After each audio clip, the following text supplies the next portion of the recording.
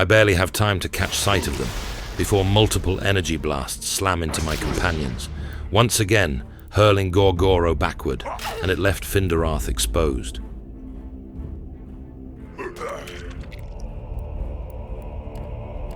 Trained since childhood, the dragon warriors engage in battle with flawless discipline, effortlessly deflecting Garrik's shot. Nevertheless, Gorgoro's skill and orcish brutality managed to tear open gaps in their ranks. But in the heart of the melee, the enemy struck him as well. One of our allies recognized the orc's potential and stepped in, allowing Gorgoro to launch another brutal charge. The fight seemed to bog down, and I began to fear enemy reinforcements were on their way, until Finderath finally turned the tide of the battle by killing one of our adversaries with a violent burst of electricity. With one of their number gone, Garrik had no difficulty firing at one of the two mages, while Gorgoro buried his axe in the second. Our allies also seemed to focus their efforts on the two enemy mages, but they proved resilient, hardly surprising given their armor. Once safely under cover again, Finderath was able to focus and release his magic, which resonated through the corridors. Suddenly, one of the mages fired an energy projectile so powerful that Finderath was struck down and fell unconscious. I barely had time to see Gorgoro kill one of the mages before I rushed to Finderath's side. The rest of the fight passed me by as I helped my companions regain consciousness. But I had time to glimpse Garrik, finishing off our last adversary. My battle goes well against the renegades, but then suddenly, a powerful explosion shakes the cavern. An unseen force picks me up and throws me 10 feet. I can see the renegade mage behind his troops now, waving his hands frantically to summon his magic, which strikes out of the tunnels like an angry storm of pure arcane force.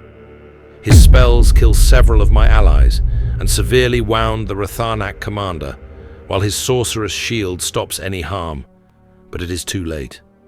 The renegades' advance has been halted and their warriors are lying wounded or dead all around the excavation site. This victory could not have been possible if not for the element of surprise and the chance to hold their superior numbers in tunnels and choke points. Perhaps the renegade mage could turn the tables still, but then I hear draconic roars of battle echo down the tunnels as the force loyal to the Sithicness Covenant arrives. Seeing his defeat, the mage utters a few words of power in anger and disappears in a flash of light. You have to get to the bastard and finish this. Before the Sithicness, capture us all. Go now. He must have an inner sanctum. That is where he must be. The commander collapses and is unable to speak as a soldier begins to tend to her wounds. Afraid that the mage might escape justice, I gather my companions and rush through the tunnels in the direction where the renegade's opposition was the toughest. Only a few Rathanak warriors join me. Let's settle the score with that bastard. The base of operations of the renegade Sithicness is a series of orderly tunnels and chambers carved out of the salt, crisscrossed by bronze pipes and other parts of the ancient stone structure. The place is fairly deserted, thanks to the underground battle and the subsequent evacuation effort. It does not take long to locate the laboratory. The arcane machinery leads me there. The tunnels here rumble with the structure's heartbeat, and before I can enter the inner chamber, I am confronted by the renegade's honor guard. Korthan! Hurry up! They are here! Still bearing wounds from the previous battle, Harvek and Skornar stepped forward to engage the Dragon Guard. Harvek did not hesitate, locking onto the mage before disappearing into the melee. As the warriors clashed in tight ranks, I saw Garrik hurl several insults after missing his target. The mages seemed to be targeting my men far more than expected, likely because they were not wearing dragon steel. Harvek, slightly crouched behind one of our allies, waited patiently before suddenly charging and viciously driving his insectoid arm into an enemy. Attacks flew in all directions. Blood sprayed as the cavern was lit by green and blue magical projectiles. It was the first time I had ever seen Skornar fight. The same could be said for his opponent, who took a well-placed axe blow into one of the gaps in his armor. The two commanders dueled in a spectacular exchange of strikes, but it left the field open for Harvek to land another dagger blow on the mage. Unable to get a clear shot at the mage, Garrik saw an acid projectile tear a gaping hole in the enemy commander's armor, then fired directly into the exposed torso. With wide, sweeping swings of his axe, Skornar opened the enemy's guard, allowing Harvek to target the commander once more.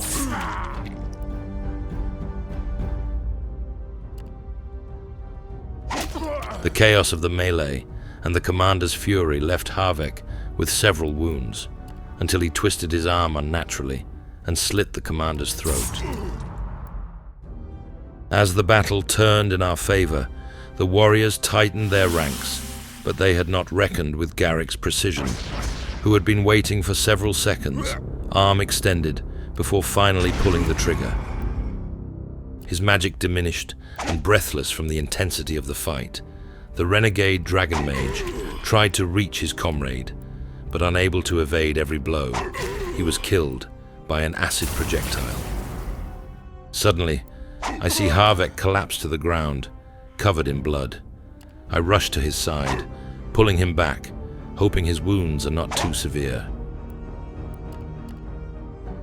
Left alone, the last enemy warrior falls. With its guardians fallen, I enter the innermost chamber, which turns out to be a gigantic cavern carved into the salt. Most of the roof and walls are occupied by parts of a complex contraption of metal, gears, pipes, tanks, stonework, and glass, all covered in runes. Across the entrance is a raised dais, where a field laboratory has been set up around the control panels of this machine. Already the structure seems to be under duress, with pipes creaking and low rumbles coming from behind the salt walls. The mage called Korthan is at the heart of the machine's controlling mechanism, only a stone's throw away across the cavern. He is in the process of gathering documents, tablets, and magical trinkets from the many tables on the dais. His cold, collected demeanor is gone, and he looks like he's about to explode in rage as he frantically sweeps the equipment into a sack. He notices me almost right away and stops what he is doing. The Vagrus, the architect of my downfall. But this is where your interference ends. You shall not unlock the secrets of the great machine, unworthy as you are. With a single word of power and a motion of his hands, Korthan raises a magical shield that cuts us off from the back half of the chamber. My allies advance on him nonetheless, but the mage casts a spell that creates an explosion of an unseen force, throwing me back and breaking the bones of several of my allies. Pests and pests have to be exterminated in a conflagration of death and destruction. He starts to manipulate switches and buttons. The great machine begins to shake almost immediately. Pipes whistle as if about to burst. Stone cracks and runes flash in crimson. Just what exactly is Korthan trying to accomplish here? Vagrus. I need to finish things with that bastard. Knowing Garrik, I know he has a far-fetched and probably dangerous idea. But my options are running out, and time is pressing, so I give him permission. Here's the real problem, you fucking piece of shit. You didn't bury me. And a dwarf who isn't killed is viciously vengeful, especially when your pathetic little project was built, at least in part, by dwarves. And your powers won't save you. Garrik throws a bag of gunpowder onto a mass of pipes and raises his gun to shoot it. No! Korthan screams when he sees what is about to happen. Garrik fires his pistol. He hits the bag, which explodes, bursting a pair of pipes open. Pieces of metal and sprays of hot acid fly everywhere. This sets off a chain reaction. Pipes and tanks burst all over the machine, wreaking havoc in the blink of an eye. I am tossed on the ground by the force, but the acid is too far to cause any damage to my team. Korthan is not so lucky. A spray of scorching acid strikes the mage square in the chest and splashes on his face, knocking him off his feet. His cry of pain is so shrill and loud that I can hear it over the noise of the exploding machine. His magical barrier dissipates, and once the series of detonations cease, I can see that Korthan is barely moving under the rubble. I step on the dais, which is partially covered in debris from the exploded parts of the great machine. The fumes of the acidic ooze hang heavy in the air. Korthan is lying under a pile of rubble. Half of his body is burned, his flesh and skin stripped off most of his chest, as well as his right leg and the right side of his face. His right arm is a stump of ruined flesh and viscera. It is a terrible way to go. He raises his remaining hand to cast a spell, but I simply step on his wrist and keep it on the ground. At the same time, I see Garrik circle around and crouch in front of him, his gaze cold and unblinking. He reaches into his ammunition pouch, takes out a bullet, and loads it into his weapon without ever taking his eyes off Korthan. Why have you come back to this place? You threatened the wrong person. Strangely, the silence has returned, and it is unsettling. Whatever he was doing with the controls, he could not complete, and the machine slowly settles down, and the rumbling ceases. With Korthan dead, I have some time to take a peek at the documents lying all around the dais, and the stone tables that serve as control panels. A quick look at the drawings, logs and journals paints a fairly accurate picture of the great machine, or, as it is here called, the Prime Artifact. The documents confirm that the structure reaches to the far ends of Brine Mere. It looks like a nasty, black, many-legged trapdoor spider lying in wait under the salt. The documents reveal how Korthan's contingent believed that the ancients had built the Prime Artifact to harness the waters of the twin basins as cooling fluid for some cyclopean system of contraptions. With the calamity, the process was corrupted, the structure damaged, its malfunction birthing the ooze that flows in its many pipes and eventually surfaced all around Brine Mere. There is a peculiar note at the bottom of some blueprints. The last round of testing makes it clear, without the shadow of a doubt, that reversed operation with the administered modifications can produce a power surge, albeit at a reduced rate. Output still enough to reach unprecedented levels. Accelerated flooding of the viscous fluid variant C, rapid quakes, and harmful energy radiation are certain to escalate following the extensive testing. Expected fatality rate is 30 to 45%. Further tests required to assess the sustainability of the process. Korthan. The blueprints seem to detail a series of modifications and hasty repairs that would essentially reverse the machine's original operation so that it generates arcane power by circulating and heating the ooze. This would explain the seemingly unlimited magical energies at Korthan's command, along with the more rapid emergence of the stagnant liquid all over the basin of late. Why? Why risk the lives of thousands of people for this kind of thing? Because in this world, it's walk or die. Kill or be killed. If he hadn't been stopped, he could have become so much more. Judging by the few notes left behind here. I'm about to observe the control panel when I hear noises. I give the order to my companions to get ready for another fight, but it is my Rathanak allies who emerge from the tunnel. The rest of my Rathanak team arrives, the wounded Dragon Guard commander being carried by 2 burly warriors. She commends me for conquering the control room on my own, and informs me that Korthan's forces were utterly decimated.